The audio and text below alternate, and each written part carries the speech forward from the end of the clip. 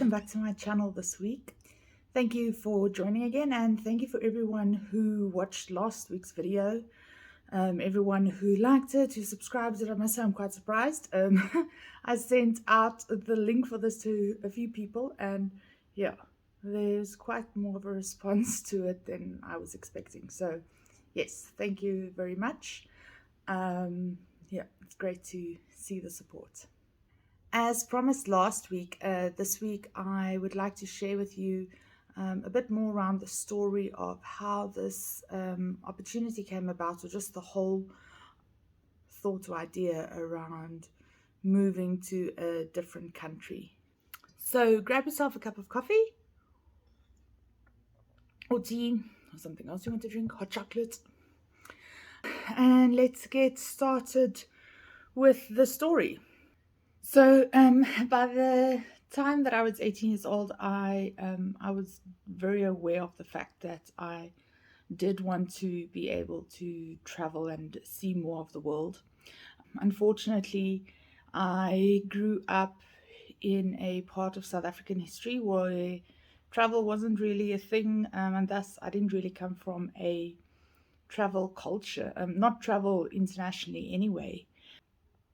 So yeah, it took a while to understand what was needed to be able to do that, and how to handle that.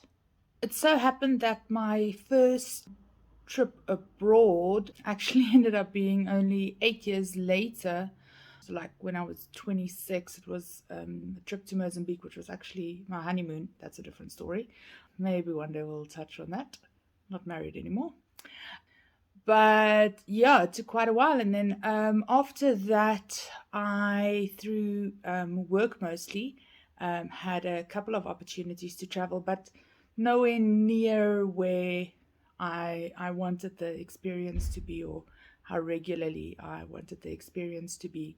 It had also become quite clear to me that the South African passport by itself kind of limited the ease at which you could travel, or being able to travel at a whim to lots of places. Obviously, it does allow for travel to many places, but not necessarily as much as I'd wanted to, or to the places where I'd wanted to. Usually, as some of you might know, the process to get visas to travel is quite convoluted, and yeah, it is a bit of a mission. With this dream that I had to travel more, I was kind of a little bit stuck, and had to start looking for other opportunities. So I guess you can imagine that when in 2011 I was presented with an opportunity to, with a company that I was at that stage, to actually to Geneva in Switzerland, I grabbed that opportunity as soon as I can with both hands, because at that stage I already understood that that would give me access. Having a Schengen work permit would actually give me access to Schengen countries, through which you actually don't even get your passport stamped traveling amongst Schengen countries. So yeah, I was very excited about that opportunity and seriously took it on immediately. But as things tend to go sometimes, especially considering that this was only about 3 years after the 2008 economic crash, and it was something that I was aware about at the time that I took the position, but about a year after arriving in Switzerland, I actually got retrenched from the company that I was working for. I know in South Africa, the word retrench is kind of like it's big, and it has a lot of complications around it. But luckily for me, being in Switzerland and the way that the unemployment is done, I was afforded the opportunity to stay on and look for a job in Switzerland. And at the same time, I was also afforded the opportunity to study and to study French. Unfortunately, by June 2012, I had not yet found a job, and this kind of left me with some hard decisions to make, because around about the same time as well, we found out that my dad got a medical diagnosis, which would or was kind of terminal. Um, so yeah, I had to at that stage figure out what it was, what I was going to do. Must say though, the choice was made easy when in July this was government informed me that they weren't extending my work permit, so I wouldn't be able to look for a job any further, and that by mid-September I would have to leave the country or be deported. You don't want to be deported. It leaves a big red mark on any future travel. And considering that was important to me, yeah, the decision was made for me, and I returned to South Africa, unemployed still, but yeah, I returned to South Africa. But what the experience in Switzerland taught me is that I really wanted to live and work in Europe, be based there. It was just it's amazing when you've lived in a country your whole life and that becomes part of your identity and who you are, and then you go to another place for a period of time and it's the weirdest experience to just feel that you fit in more than where you come from. um, uh, I'm pretty sure most people following me on this channel knows the history of South Africa, and many of my foreign friends and colleagues um, are often surprised by the fact, knowing that we're based in Africa, that there are white people there. And I've never considered myself anything other than South African. That's where I grew up. I mean, my family has been here for like 6, 7 generations. Um, so yeah, this has always been home. But yeah, that experience, just to just to understand how um, things that frustrate me and there they don't. Yeah, it just made it very clear for me that that's really somewhere. Thank you, clouds. Somewhere I want to be. I'm not even going to correct that.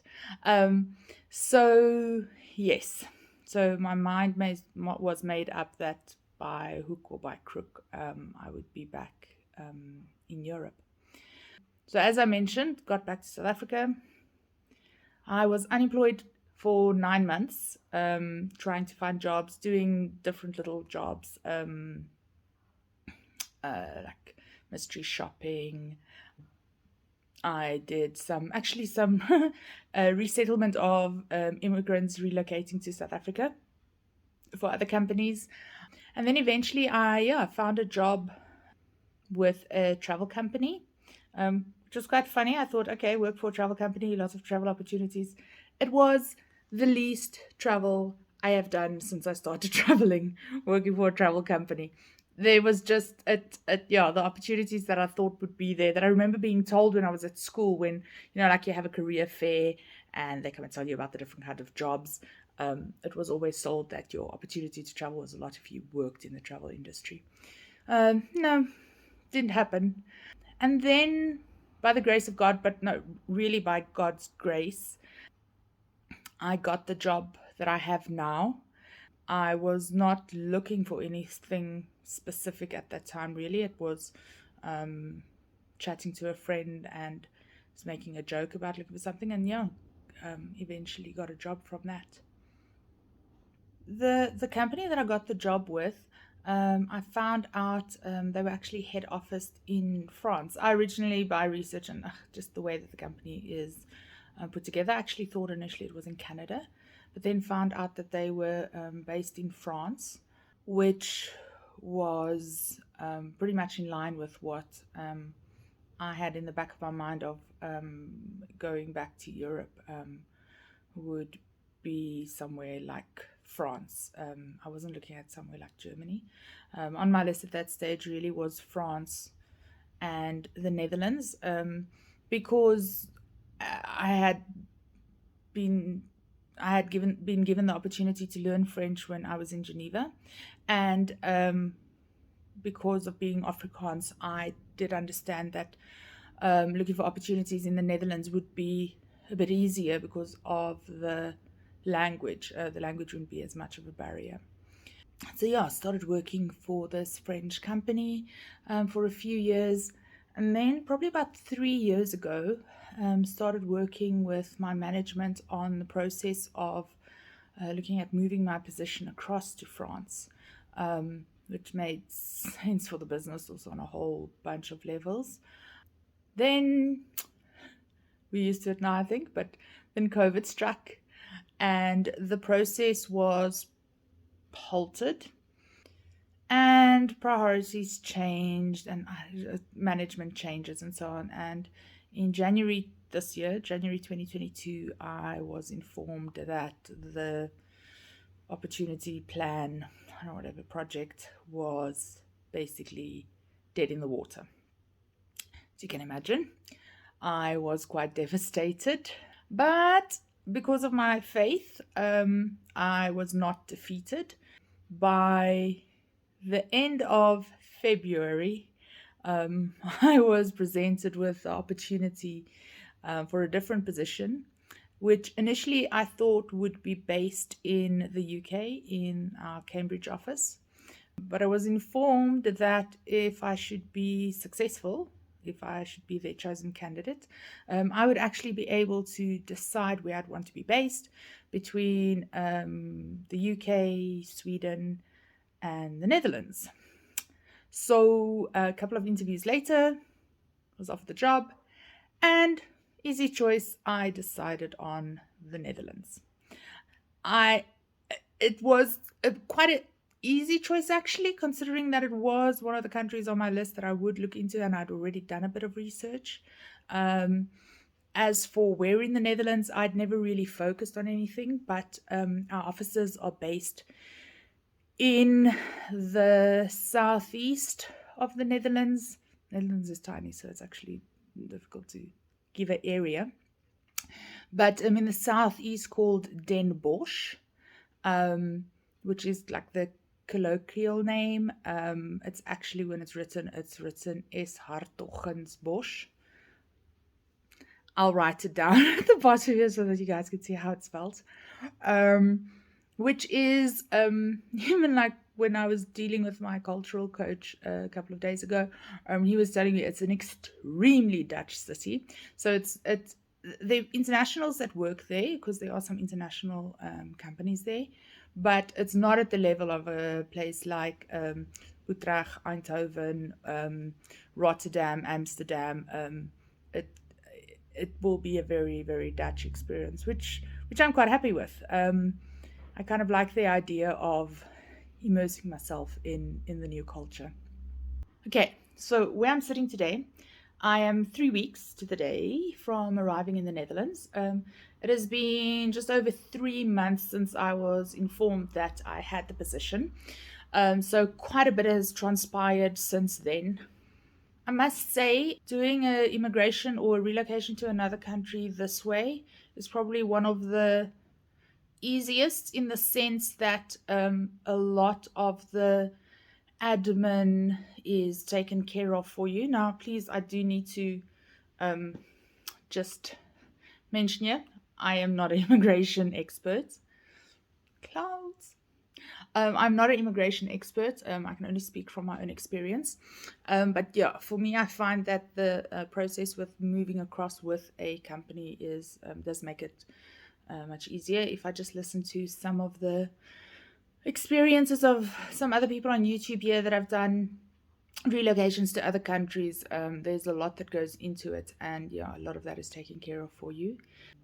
Once I'd been given the position, had to wait for my offer to come through, and that's offer on salary as well as on relocation package, because usually when moving with the international company, they do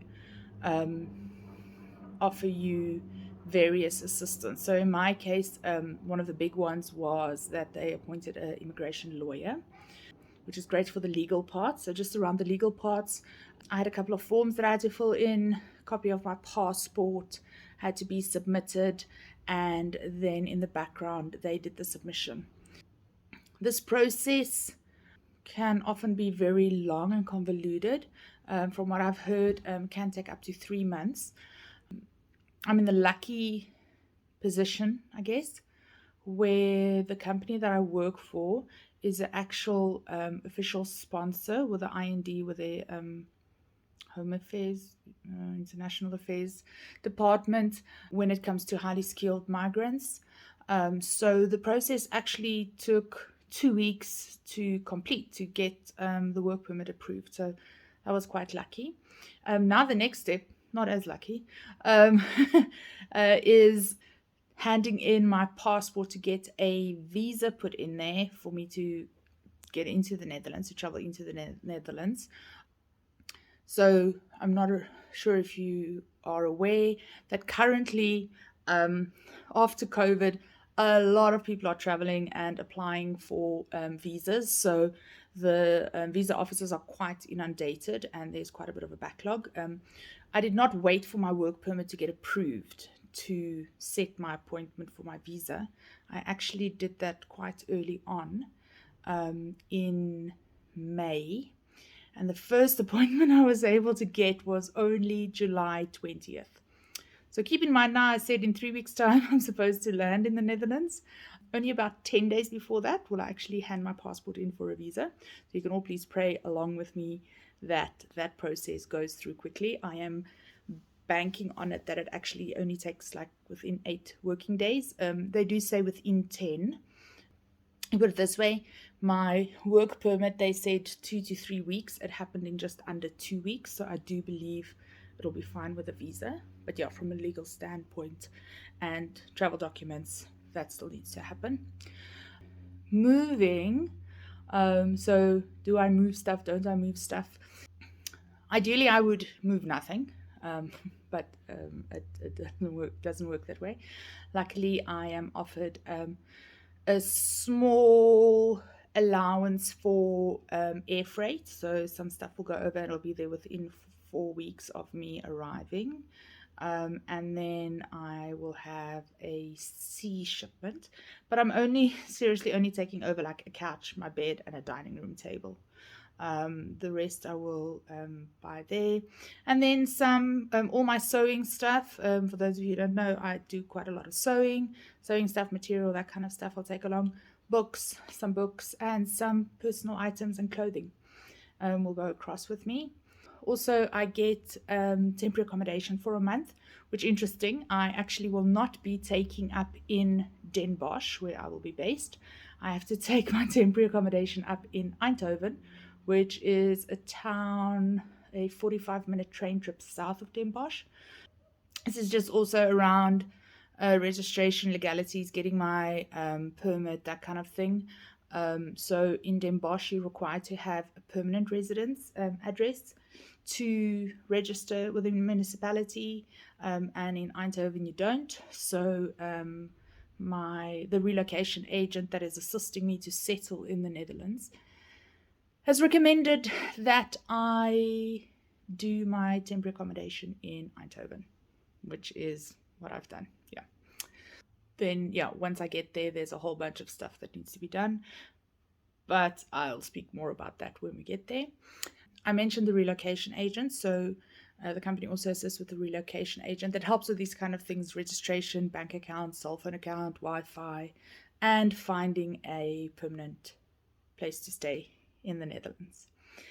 Then one or two other things that they assist with: cultural training, some tax consulting, which will be really handy when I have to do my first tax return, I think for the Netherlands, which is the end of this year. So yeah, that'll come in handy as well. So that's a bit about the process. I would recommend that if anyone following would wish to do something similar, whether it's also to the Netherlands or any other country, I'll put it in the comments. There's a website called expatica.com. They have a lot of information in there. But the country that you're looking at moving to, on their government websites, where they talk about various kinds of work permits, visas, that kind of thing, to do some research there. I know there are a lot of companies out there, you often see the advertisements on social media where they'll actually help you immigrate and they charge a lot. Those are usually immigration lawyers. Whether you're doing it through a company that you're moving across with a job or whether you are doing it by yourself, you would need to get an immigration lawyer. That is a requirement and it can be quite costly. I can't tell you what the costs are as I've actually never paid for one. So yeah, but you can get that kind of information um, on those sites. Yeah, and that is everything about the process. I hope it wasn't too long and boring and convoluted. Um, Please, if you have any questions, leave them in the comments or DM me on Instagram. It's the handle's the same as the name of the channel, Lizzie Dumond. Or if you see this while I'm still around in South Africa and you work with me or you're a friend, or please, you can ask the question in person as well. Next week, I will be talking to you about things that are already different with my relocation now versus what my relocation was in 2011. Also, the things that I learned from a previous relocation, which I can apply now, things that I were not aware of, which I was blissfully ignorant about. But also maybe one or two things that came up now with this relocation that was unexpected and caused a little bit of stress, maybe. Yeah. I hope you all have a good week and that I'll see you here again next week. Cheers.